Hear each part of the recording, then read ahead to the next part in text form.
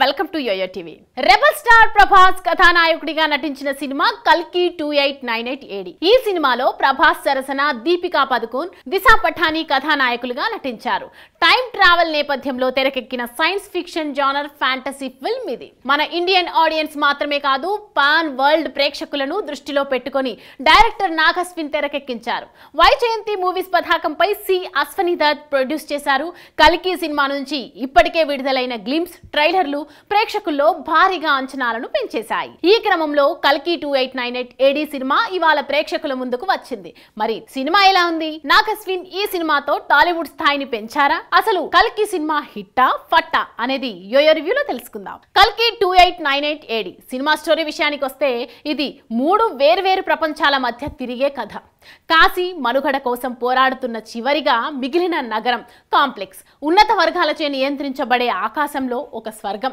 మూడోది శంబాలా కాంప్లెక్స్ ద్వారా హింసించబడిన వారికి ఆశ్రయం అందించే ఒక ఆధ్యాత్మిక భూమి. ఇక్కడే కల్కి జన్మిస్తాడు, అంటే హీరో ప్రభాస్. ఈ 3 ప్రపంచాల మధ్య ఉండే వైరుధ్యాలు, కల్కి జననం, ఈ ప్రపంచాల్లోని మనుషుల మధ్య జరిగే యుద్ధాలు ఎలా ఉండనున్నాయి? ప్రపంచంలో చిట్ట చివరి నగరం కాశీ 3000 ఏళ్ల తర్వాత ఎలా ఉండనుంది? ఈ యుద్ధాల నుంచి మనుషులను హీరో ఎలా కాపాడతాడు అనేది తెలియాలంటే థియేటర్స్ కి వెళ్లి సినిమా చూడాల్సిందే. కల్కి సినిమా విశ్లేషణ పరంగా చూసుకున్నట్లయితే ఈ సినిమా కాశీ, కాంప్లెక్స్, శంబాల ప్రపంచాల చుట్టూ తిరుగుతూ ఉంటుంది. సినిమా సూపర్ గా ఉంది. ఈ సినిమా ప్రారంభమైన అరగంట తర్వాత ప్రభాస్ ఎంట్రీ ఉంటుంది. ఇంటర్వెల్, క్లైమాక్స్ సీన్లు ఊహలకు అందని విధంగా సరికొత్త అనుభూతిని అందిస్తాయి. విజువల్స్ హాలీవుడ్ స్టాండర్డ్స్ కి ఏ మాత్రం తగ్గకుండా ఉంటాయి. అలాంటి విజువల్స్ అసలు ఇప్పటి వరకు ఇండియన్ సినిమాలో చూడలేదనే చెప్పాలి. చాలా కొత్తగా సినిమా కనిపిస్తుంది. South India stars guest appearance ఉంటుంది. క్లైమాక్స్ అదిరిపోతుంది. అప్పటి మనుషులు, వారి వేషధారణ, వాళ్ళు వాడే వాహనాలు, ఆయుధాలు, ఇలా అన్నింటినీ ఊహించి మూవీ కోసం తయారు చేసి ప్రజెంట్ చేయడంలో డైరెక్టర్ నాగ్ అశ్విన్ సక్సెస్ అయ్యారు. ఆసక్తికర ట్విస్టులతో స్టోరీ అద్భుతంగా ఉండేలా నాగ్ అశ్విన్ ఈ సినిమాను తెరకెక్కించారు. దర్శకుడు నాగ్ అశ్విన్ ఇంత చిన్న వయస్సులో హాలీవుడ్ లెవెల్ విజువల్ వండర్ ను ఇచ్చారు. సంతోష్ నారాయణన్ మ్యూజిక్ బాగుంది, బ్యాక్గ్రౌండ్ స్కోర్ అదిరిపోయింది. కల్కి సినిమాలో బుచ్చి గారుకు కీర్తి సురేష్ వాయిస్ ఓవర్ ఇచ్చారు. ఈ సినిమాలో కాశీలో ఆర్జీవి ఓ కెఫే ఓనర్ గా చూపించారు. రాజమౌళి, దుల్కర్ సల్మాన్, విజయ్ దేవరకొండ, మృణాల్ ఠాకూర్ వంటి వారి గెస్ట్ అపీరియన్స్ ఇచ్చారు.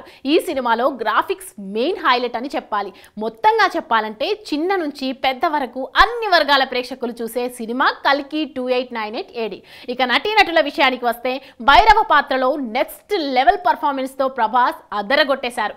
ప్రభాస్ ఫ్యాన్స్ అయితే సినిమా అంతా అయ్యాక స్టాండింగ్ ఓవేషన్ ఇస్తారు. అశ్వత్థామ అంటే అమితాబ్ బచ్చన్ ను సైతం ఎదుర్కొనే బలమైన పాత్రలో తనదైన నటనతో మెప్పించారు. అమితాబ్ బచ్చన్ యాక్టింగ్ గురించి ప్రత్యేకంగా చెప్పాల్సిన పనే లేదు. ఈ వయస్సులో కూడా యంగ్ స్టార్స్ తో పోటీ పడి నటించి సూపర్ అనిపించుకున్నారు. కల్కిలో సుప్రీం యాస్కిన్ పాత్రలో కమల్ కనిపించాడు.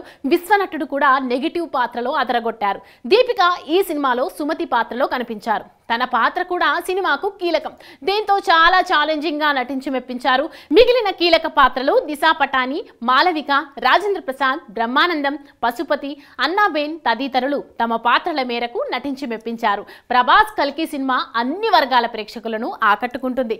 ఓవరాల్ గా 6000 సంవత్సరంలో ఏం జరగబోతోంది అనేది కల్కి సినిమాలో చూపించారు. కల్కి సినిమాకు story, direction, casting, visuals, Prabhas acting, climax plus points కాగా బ్యాక్గ్రౌండ్ స్కోర్ మైనస్ అని చెప్పాలి. కల్కి లాంటి సినిమా తెలుగులో కొత్త ప్రయోగమే అయినా ఖచ్చితంగా ప్రతి ప్రేక్షకుడికి నచ్చుతుంది.